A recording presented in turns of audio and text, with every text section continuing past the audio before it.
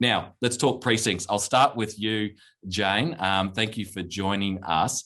Tell us a little bit about NUW Alliance first, and then we'll step into some of the precincts that you're developing. Yeah, thanks, Adam, and it's my pleasure to be here this morning. Thank you for having me. The NUW Alliance, or the New Alliance, is a bit of a curious beast. We're Australia's first formal partnership of 4 leading research-intensive New South Wales universities: University of Newcastle, UNSW, University of Wollongong, and of course Western Sydney University. These are all competing institutions in their own right. They're all competing for students and funding and research infrastructure and all the rest of it. But where we come together is a really unique a proposition, and that is in a collaborative space. So we come together under a formal joint venture, and our remit is to really deploy the critical mass that we represent to drive new and impactful benefit for the community, for the economy, for the government, industry in New South Wales.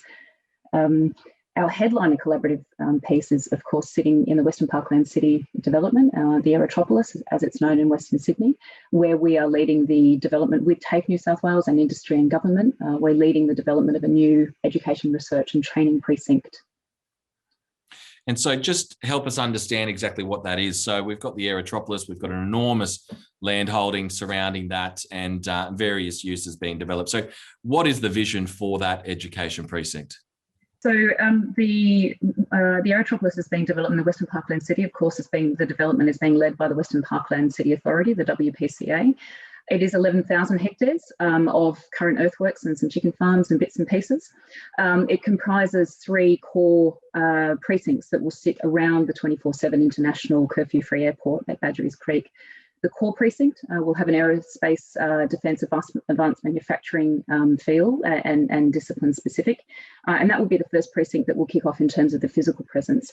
Down to the southwest, there's another precinct where University of Sydney has some land holdings as well. And there'll be logistics and food technology and some pharmaceutical focus down there. To the northern component is the Northern Gateway, which is primarily owned by the Celestino Company, and in partnership with UTS, so another education provider. There'll be some interesting work going on in the Sydney Science Park. In terms of the education, research and training agenda, it actually threads its way through the entire precinct and all of those 3 components of the broader precinct. Unlike Canberra, which is of course the largest or the most recent development of this scale in Australia, the government is taking a very, very interesting view. Obviously, there's the city deal, which brings together 8 LGA, state and federal government.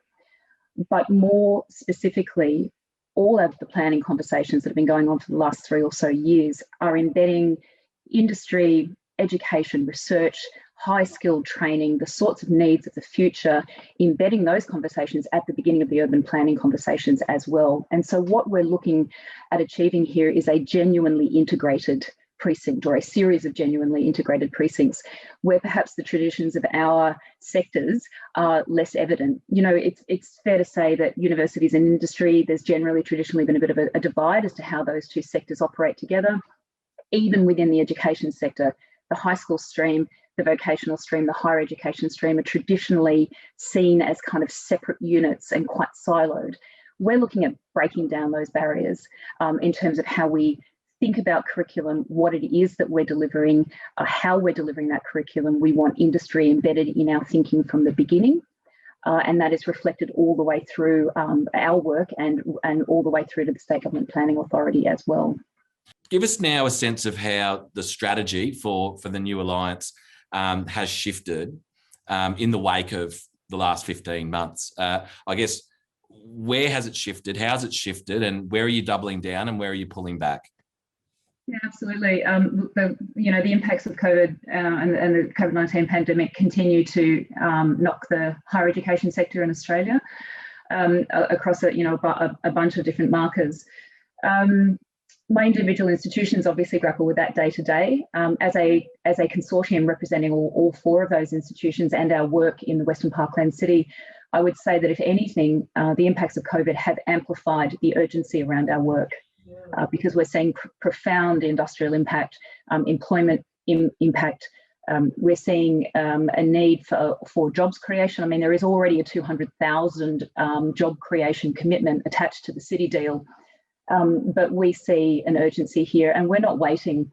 The government's timelines are ambitious enough. They're looking at establishing the first building in 2023, followed by the second building in the core in 2026. We have obviously a reach of our network that goes across 75% of New South Wales population, as the Alliance represents. We've got kit and infrastructure that we can leverage, and we have great relationships with industry and TAFE, and we are doing exactly that. So 2 weeks ago, we literally launched the beginnings of the Multiversity, which is our 4 universities and TAFE coming together with industry to deliver new education, training and research.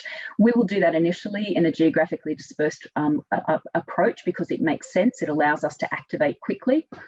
But we're also very heavily supported by Commonwealth funding in that space as well. The urgency here, particularly for the demographic in the Western Parkland City, is, if anything, post-COVID, bigger than it ever has been.